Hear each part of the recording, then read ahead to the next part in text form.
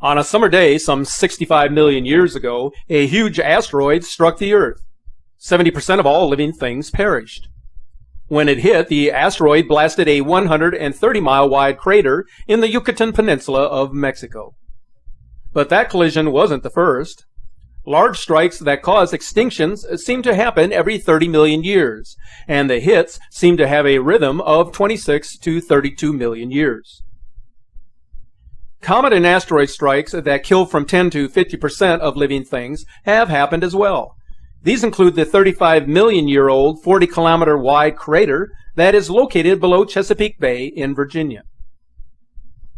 Encounters with comets or asteroids that are not extinction-level events happen every 10,000 years. The smallest collisions, such as the 1908 asteroid that flattened 40 square miles in Siberia, happen every 100 years. The Tunguska event was nearly 109 years ago. So let's take a look at this raw footage from the 1921 Tunguska expedition, which displayed the aftermath of the huge Tunguska explosion of 1908.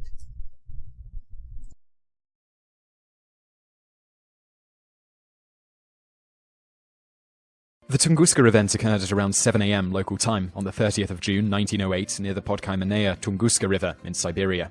Witnesses saw a bluish light nearly as bright as the sun moving across the sky. What followed was an estimated 15 megaton explosion which knocked over about 80 million trees in about a 1,300 square mile area, forming a butterfly-shaped pattern. This also sent a shockwave throughout parts of Europe and Asia, registering as far away as England, about 4,000 miles away. Another interesting side effect of this blast was that for several days after, throughout most of Asia and Europe, the night sky glowed. It was so bright that people as far away as China reportedly were able to read in the middle of the night by nothing more than the glow of the sky. For a first-hand account, here is the testimony of one S. Semenov, who was about 40 miles from ground zero. At breakfast time, I was sitting by the house at Vanavara trading post, 65 kilometers from the epicenter, facing north. I suddenly saw that directly to the north, over Onkul's Tunguska Road, the sky split in two and fire appeared high and wide over the forest. The split in the sky grew larger and the entire northern side was covered with fire. At that moment, I became so hot I couldn't bear it, as if my shirt was on fire. From the northern side, where the fire was, came strong heat. I wanted to tear off my shirt and throw it down, but then the sky shut closed, and a strong thump sounded, and I was thrown a few meters. I lost my senses for a moment, but then my wife ran out and led me to the house. After that, such noise came as if rocks were falling or cannons were firing. The earth shook, and when I was on the ground, I pressed my head down, fearing rocks would smash it. When the sky opened up, hot wind raced between the houses, like from cannons, which left traces in the ground like pathways, and it damaged some crops. Later we saw that many windows were shattered, and in the barn, a part of the iron lock snapped. So what caused this massive blast? For a long time, it wasn't precisely known. When the event first happened, it drew little interest, largely because it happened in a very remote part of the world. It wasn't until some 19 years later that Leonid Kulik, a Russian mineralogist, decided to go investigate, figuring that a massive meteorite must have hit the Earth. Kulik and his team had little trouble locating ground zero of the blast, despite it being 19 years later, due to the fact that the trees acted as markers, pointing directly away from the blast's epicenter. However, once they got to the epicenter, they found a curious thing. There was no crater, as they had expected, and the trees were still standing in about a 3-mile radius at the center, but with their limbs, bark, leaves, etc., all completely stripped. So essentially, all these trees were just giant poles in the ground, with all the other trees for miles and miles around, blasted to the ground. Today's scientists are reasonably certain that it was a comet rather than an asteroid or other naturally occurring event. The comet must have been around 30 to 40 meters across, around 120 feet, and must have been traveling around 30 to 40,000 miles per hour, which is about 55 to 65,000 kilometers an hour. As it traveled through the atmosphere, the air around it heated up to as much as 50,000 degrees Fahrenheit, which is about 28,000 degrees Celsius, causing the comet to look like a giant fireball streaking through the sky. Eventually, this also caused the comet to annihilate itself around 5 miles, 8 kilometers above the Earth's surface in a fiery blast that consumes the... Comets and asteroids are all around us. Some orbit near the Kuiper Belt, while some orbit near Jupiter and the Sun, such as Shoemaker-Levy 9, which broke into 9 parts in 1992 and hit Jupiter in July of 1994, shown in this short video clip.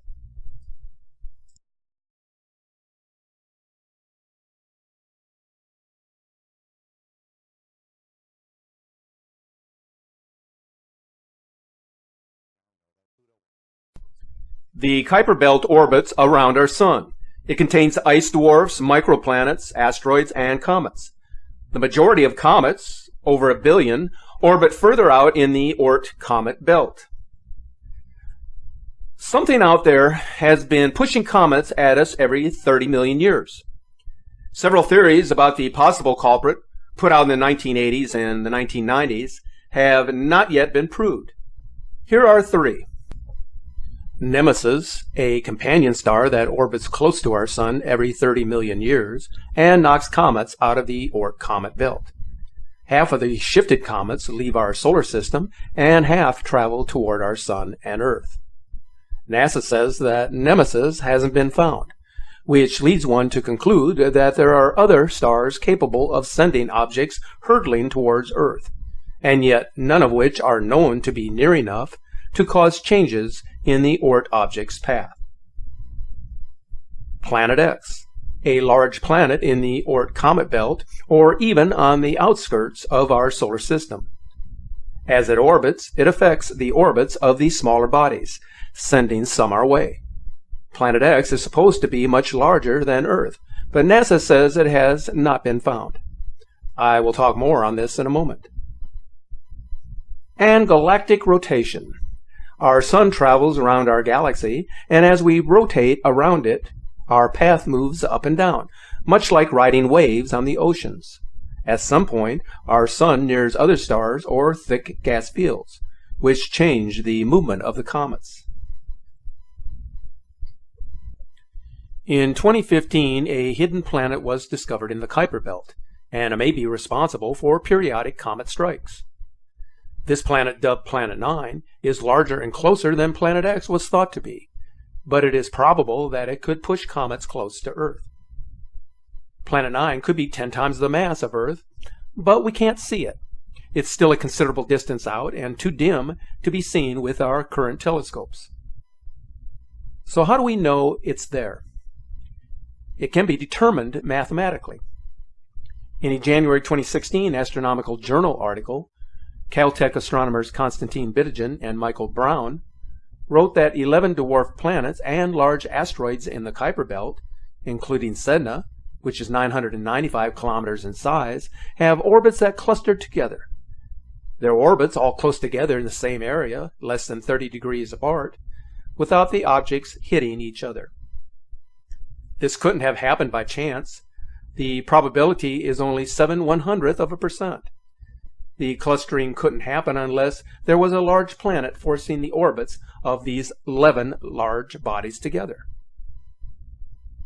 The hidden planet may have an orbit that passes through the orbits of the affected bodies. It could be some time before our telescopes are big enough and the hidden planet is close enough for us to see it. But these are mathematical calculations, so we have no way of knowing for a certainty when that day will finally arrive. This unseen planet is big enough to cluster 11 large bodies. But is it responsible for the periodic strikes of comets and asteroids? Only more research will tell us. So we'll keep looking up to the sky in our search for answers. As we continue searching the skies for the true position of the elusive Planet X, it is now being reported that within days of the launch of a project by ANU for volunteers to identify candidates for the ninth planet, 4 possibilities have now been found. The response from skywatchers was swift and impressive. Within days, 60,000 people had classified more than 4 million objects. If the so-called Planet 9 is as large as Neptune, shown here, and less than 350 astronomical units from the Earth to the Sun, then it's probably one of the 4 possible candidates detected in the last few days, according to scientific analysis of the announced candidates. But like most of the reports originating from agencies affiliated with NASA, one must look at the new information with a bit of skepticism and question what this really means and what this is really all about.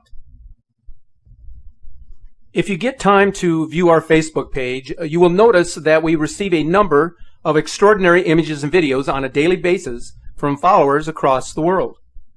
There is one video taken by Louisiana resident Danny Garceau on April the 1st The video has garnered a great deal of attention. I would say that this is one of the most convincing captures of the star system that I have analyzed over the years. The brown dwarf in a very rare appearance as it orbits our sun in retrograde fashion.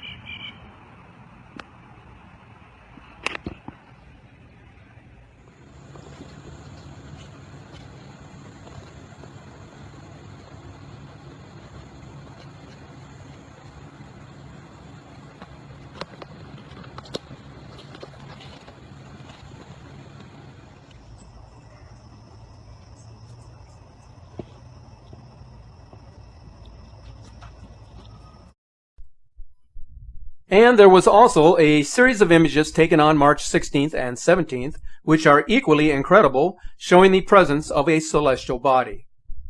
These images are posted on our Facebook page and can be viewed close up. First week of April 2017. On a summer day some 65 million years ago, a huge asteroid struck the Earth. 70% of all living things perished. When it hit, the asteroid blasted a 130-mile wide crater in the Yucatan Peninsula of Mexico. But that collision wasn't the first.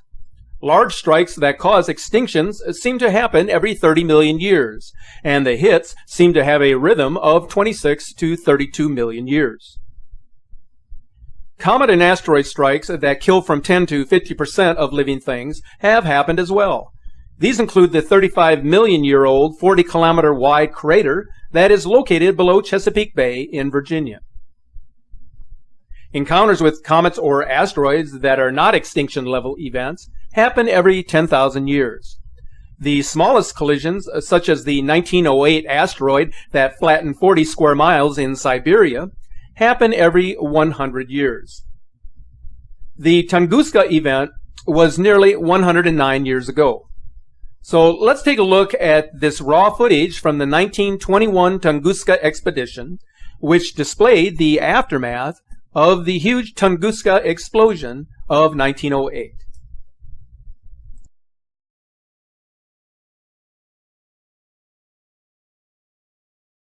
The Tunguska event occurred at around 7 a.m. local time on the 30th of June 1908 near the Podkaimanaia Tunguska River in Siberia. Witnesses saw a bluish light nearly as bright as the sun moving across the sky.